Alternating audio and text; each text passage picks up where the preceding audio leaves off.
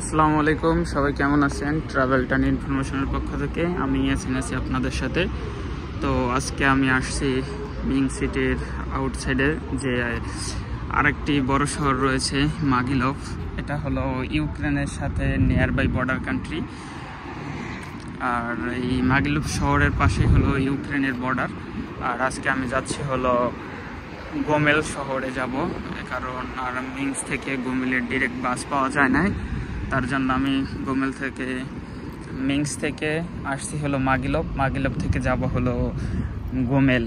তো দেখতে পারতেছেন আমি এখানে মাগিলভ যে সেন্ট্রাল বাস স্টেশন রয়েছে, তো আমি সেই সেন্ট্রাল বাস স্টপেজে আছি এখানে।